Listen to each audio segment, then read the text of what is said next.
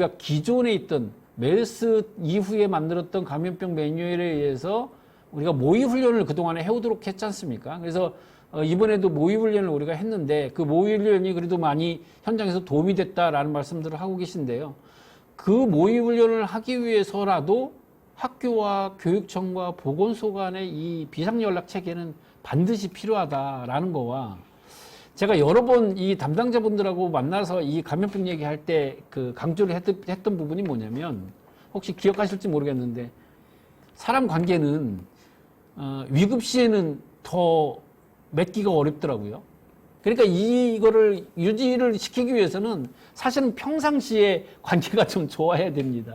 그래서 제가 이제 어떤 제안을 했었냐면, 보건소별로 학교와 교육지원청과 이 보건소의 담당자 리스트를 한 장의 명단에 담아서 그걸 전체 공유해 주는 건 어떠냐. 그래서 비상시에 연락을 할 수 있게 뭐 이런 것까지도 이제 제안을 부교육감 회의 때 제안을 드리기도 했는데, 그런 것처럼 지금 이제 뭐 카톡방을 한다든지 뭐 이런 여러 가지 그 서로 소통할 수 있는 방법이 있긴 하지만 굉장히 중요한 것 같습니다. 그 다음에 이제 그 이후에 등교 수업일을 조정하는 과정에서 굉장히 논란이 생겼죠. 5월 22일 날 두 사건이 있었는데, 한 사건은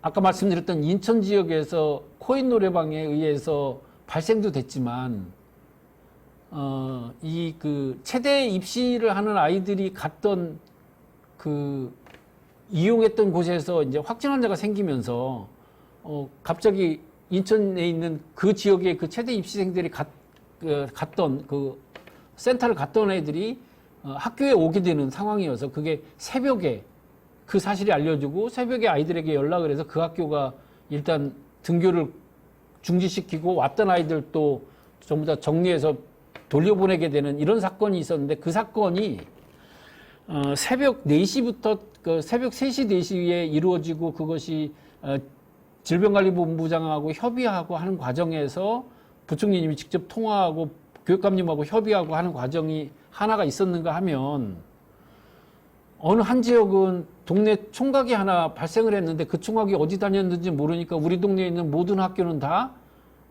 그냥 휴업하자라고 해서 휴업해서, 이게 두 개가 다 뭐 언론에서 엄청 그 논란이 된 거예요. 그러면서 우리가 최소한 개별 학교가 등교 수업일을 해서 이 조정하는 거는 교육청이 이거에 대해서 지역에 있는 보건당국과 협의해서 이거를 결정하고 그 결과만 교육부에 알려달라라는 거로 정리가 되고, 그 다음에 지역 단위로 시군구나 이렇게 교육지원청 단위에서 일괄 수업일을 조정을 해야 된다면, 이거는 사전에 교육청과 교육부에 협의를 해서, 그러면 저희가 보건당국과 협의한 후에 결정을 하자라고 이렇게 결정이 된 내용입니다. 그래서 이게 사건들을 경험하면서 이런 것들이 바뀌었다라는 말씀을 드리고요.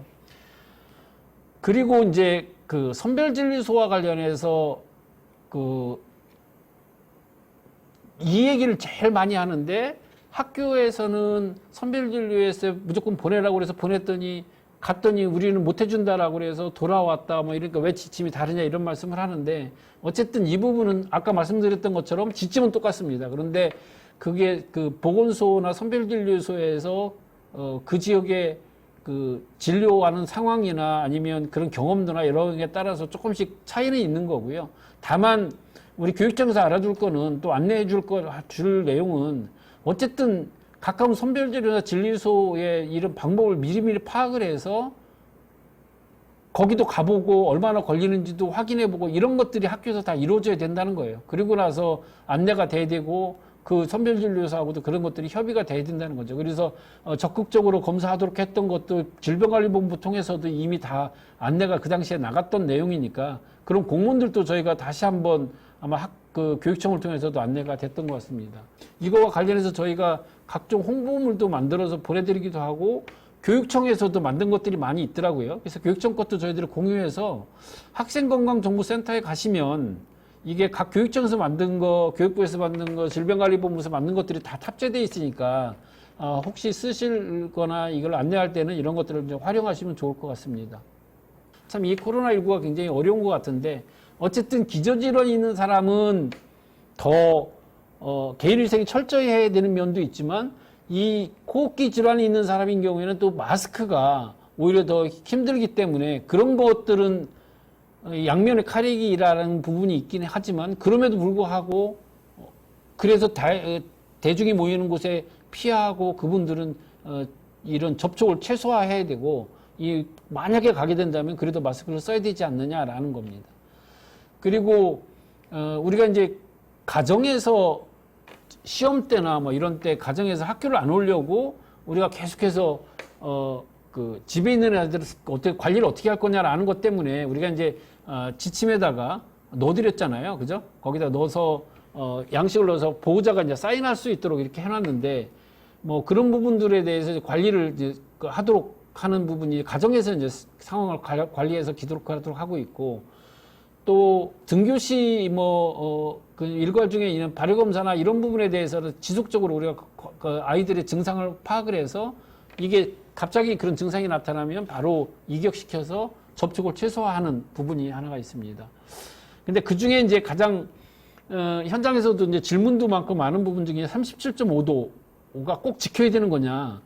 그러니까 이 문제로 우리 부총리님하고 질병관리본부장님하고 일주일에 한 번씩 그 간담회를 해요. 정례적으로. 매주 일주일에 한 번씩 간담회를 하는데 그때도 이 문제를 가지고 우리가 여러 번 심도 있게 논의를 했는데 질본에서 답을 못 하더라고요. 더 이상 자기네도 때 방법이 없대요. 37.5도라는 게 그냥 기준 온도로 정한 거지 실제로 코로나 증상이 있어서 발열이 있는 경우가 50몇 퍼센트, 49%는 발열이 없는 경우도 있기 때문에 이 37.5도와 관련해서 또 열이 없는 경우도 있는데 그렇다고 그걸 낮추거나 이렇게 할 수가 없다라는 거여서 어쨌든 좀 어려운 면이 있지만 이 기준 온도에 대해서는 어떻게 변경할 수 있는 내용은 없다라는 말씀을 드립니다.